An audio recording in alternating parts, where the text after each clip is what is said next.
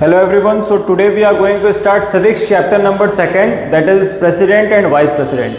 तो आज हम प्रेसिडेंट के बारे में कुछ चीज़ें देखेंगे। ये चैप्टर हम आज स्टार्ट करते हैं। तो सबसे पहला पार्ट जो है वो है अबाउट प्रेसिडेंट। कौन होता है प्रेसिडेंट? प्रेसिडेंट सबसे सुप्रीम पावर, सुप्रीम अथॉरिटी जो होल्डिंग जिसको बोलते हैं हम ऑफ अ कंट्री, उसको हम बोलते हैं basically president. Head of state, supreme commander of defence forces. Defence forces में हमारे नेवी, आर्मी आपकी और एयरफोर्स, ये सारी चीजें आ जाएंगी। Next, exercise power on the advice of PM.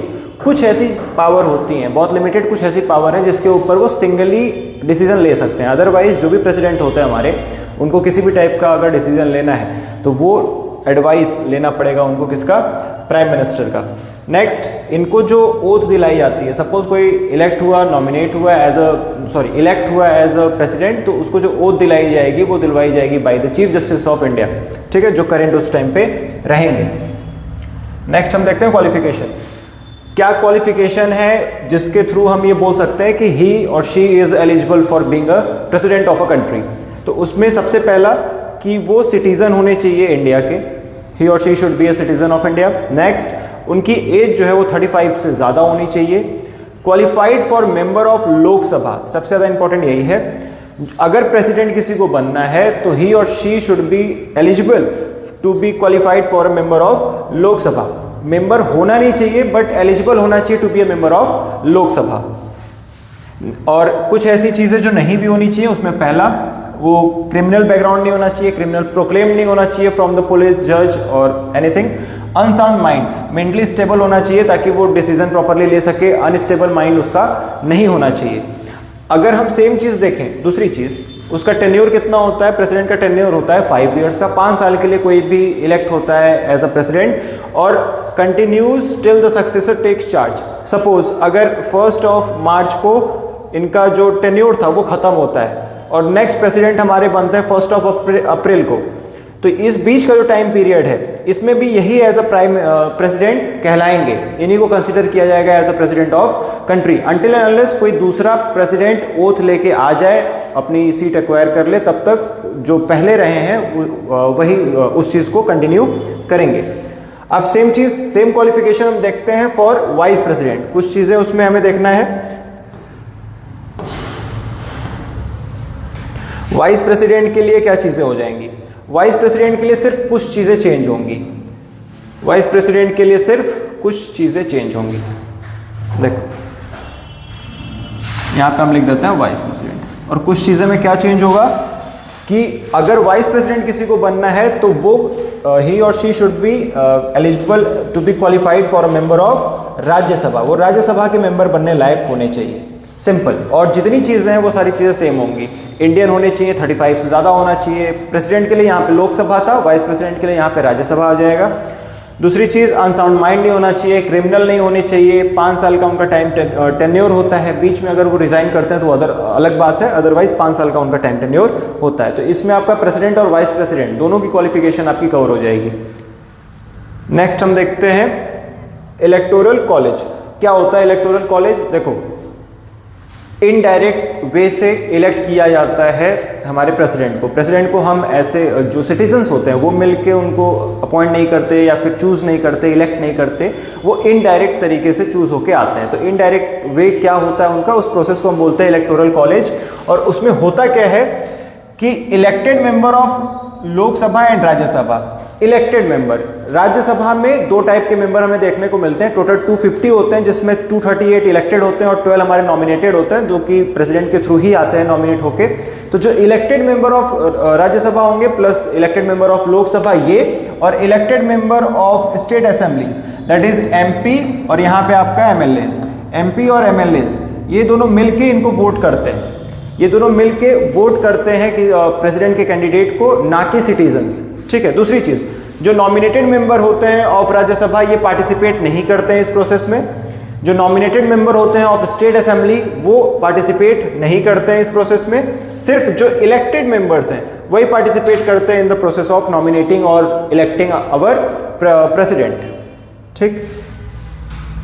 Next हम देखते हैं कुछ क्राइटेरिया है, जैसे प्रपोज्ड बाय 50 मेंबर्स। ये एटलीस्ट, ये लिस्ट नंबर है, कम से कम 50, 50 एमपीज और एमएलएज मिलके ये कहें कि हमें एक पर्टिकुलर इंसान ये हमें चाहिए एज अ प्रेसिडेंट, तब तो जाके उनको नॉमिनेट किया जाएगा। दूसरी चीज, seconded by another 50 members, another 50 members plus आपके स्टार्टिंग में 50 मेंबर्स, 50 प्लस 50 आपके टोटल हो जाते हैं 100। दिस मीन्स अगर 100 टोटल, इसमें एमपीज और एमएलए दोनों अलग अलग, टोटल 100 एमपीज एमएलएज अगर कंबाइनली मिलके ये बोलें कि हमें यही पर्टिकुलर इंसान चाहिए एज अ प्रेसिडेंट, तो वो एलिजिबल होता है टू नॉमिनेट हिज नेम और her name in president's election. ठीक, दूसरा हम देखते हैं इम्पीचमेंट। इम्पीचमेंट का मतलब होता है हटाना। अब प्रेसिडेंट को हटाना या फिर कॉन्स्टिट्यूशन में चेंजेस करना, ये सारी चीजें काफी कॉम्प्लिकेटेड केसेस होते हैं। तो इम्पीचमेंट की अगर हम बात करें कि कैसे हटाया जाता है, तो इसके लिए सबसे पहले क्या होता है, ये किसी भी हाउस में इनिशिएट किया जा सकता है। किसी भी हाउस का मतलब दो टाइप के हाउस हमें देखने को मिलते हैं, upper house, lower house, that is Lok Sabha and Rajya Sabha. तो इसको इम्पीचमेंट का जो प्रोसेस है वो राज्यसभा में भी स्टार्ट किया जा सकता है और लोकसभा में भी स्टार्ट किया जा सकता है। अब एग्जांपल के तौर पे हम ये मान लेते हैं कि लोकसभा में इनिशिएट किया गया इम्पीचमेंट ऑफ प्रेसिडेंट, हमें प्रेसिडेंट को हटाना है और इसका प्रोसेस हम कहां पे इनिशिएट कर रहे हैं, लोकसभा में। हम लोकसभा में इसको इनिशिएट करेंगे। अब दो चीजें हैं, पहले हम देखेंगे 1/4, फिर हम देखेंगे 2/3। 1/4 का क्या इंपॉर्टेंस है, क्या सिग्निफिकेंस है, और 2/3 मेजॉरिटी का क्या इंपॉर्टेंस है, सिग्निफिकेंस है, इन दोनों चीजों को अलग अलग हम समझेंगे। सबसे पहले इंपीचमेंट को इनिशिएट करना या फिर इस चीज को लाना कि हमें इंपीचमेंट करना है, हमें हटाना है, टू फाइल एन इंपीचमेंट हमें 1/4 वोट की जरूरत पड़ती है ऑफ द टोटल स्ट्रेंथ। किसी भी हाउस, अगर लोकसभा का हो रहा है तो लोकसभा के टोटल स्ट्रेंथ का 1/4, और राज्यसभा में इनिशिएट हो रहा है तो राज्यसभा के स्ट्रेंथ का 1/4। अगर हमें फाइल करना है इंपीचमेंट तो उसके लिए 1/4 हमें मेजॉरिटी या फिर वोट चाहिए। दूसरी चीज, अगर वो इनिशिएट हो गया, 1/4 मिल गया वोट और वो इनिशिएट हो जाता है इंपीचमेंट का प्रोसेस, फिर से वोटिंग कराई जाती है इन हाउस। तो सपोज लोकसभा में वोटिंग कराई गई कि हटाना है कि नहीं, और 2/3 वोट्स हमें मिल गए। मिनिमम हमें 2/3 चाहिए होते हैं, इनसे ज्यादा मिलेगा तब तो कंफर्म ही हो जाएगा हटना, बट मिनिमम हमें 2/3 वोट्स एटलीस्ट चाहिए टू इम्पीच आवर प्रेसिडेंट। ठीक है, अब सपोज 2/3 वोट्स मिल जाते हैं तो उसके बाद क्या होगा, सेम चीज जाएगा कहां पे, वो चार्ज जाएगा राज्यसभा में, और राज्यसभा क्या करेगा, Rajya Sabha will investigate the charge कि जो भी उनके ऊपर आरोप लगे हैं वो सही है कि नहीं, उनको हटाना चाहिए कि नहीं, इन सारी चीजों को वो इन्वेस्टिगेट करेगा। प्रेसिडेंट को हटाना बहुत कॉम्प्लिकेटेड केस है, और ये तभी होता है जब किसी भी टाइप की कॉन्स्टिट्यूशन वायलेशन हो जाए, अदरवाइज ये सारी चीजें नहीं होती हैं। ठीक, तो राज्यसभा इन्वेस्टिगेट करेगा चार्ज को। अगर राज्यसभा इस नतीजे में पहुंचता है, अगर राज्यसभा अग्री कर जाता है कि नहीं जो भी इनके ऊपर चार्ज लगाया गया वो सही है, और प्लस आपके 2/3 मेजॉरिटी वोट्स हैं ही, राज्यसभा अग्री कर गया, 2/3 मेजॉरिटी हमारे पास है ही, प्रेसिडेंट को तुरंत रिजाइन करना पड़ेगा और प्रेसिडेंट को हटाना होगा। ये इंपीचमेंट का प्रोसेस था ऑफ प्रेसिडेंट। अब हम पावर की बात करते हैं। पावर्स में हमें बहुत सारी पावर्स के बारे में पढ़ना है, executive power, judiciary power, financial power, military power and many more. तो उसमें हम सबसे पहले स्टार्ट करेंगे एग्जीक्यूटिव पावर से। एग्जीक्यूटिव पावर में सबसे पहले है अपॉइंटमेंट। तो कुछ ऐसे अपॉइंटमेंट्स होते हैं, और जो भी अपॉइंटमेंट्स हैं वो सबसे टॉप मोस्ट जो पोस्ट होते हैं ऑफ अ कंट्री वो सारे हैं। तो इनका जो अपॉइंटमेंट की जिम्मेदारी होती है वो किसकी होती है, ऑफ प्रेसिडेंट। प्रेसिडेंट क्या करता है, prime minister, appointment of prime minister and council of members, CGI, Chief Justice of India and Judges of Supreme Court and High Court, Governor of States, Lieutenant Governor and Chief Commissioner of Union Territories, UPSC के chairman plus member, election commission के chairman plus member.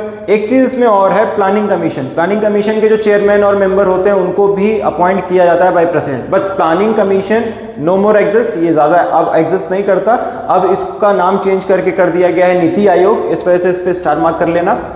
दूसरी चीज आगे हम देखेंगे, head of Indian union, ये president के बारे में है। President is the head of Indian union. PM जो भी इशू करते हैं ऑर्डर वो करते हैं on the name of president. Formally इनका नाम यूज किया जाता है किसी भी ऑर्डर को यूज करने के लिए।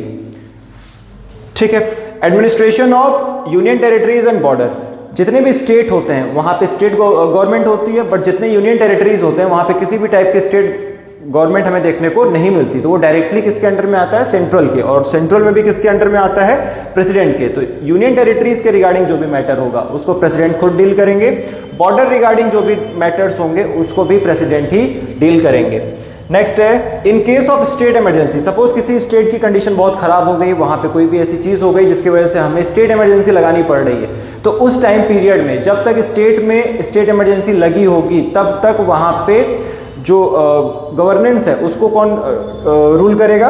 प्रेसिडेंट। नेक्स्ट हम देखते हैं मिलिट्री पावर।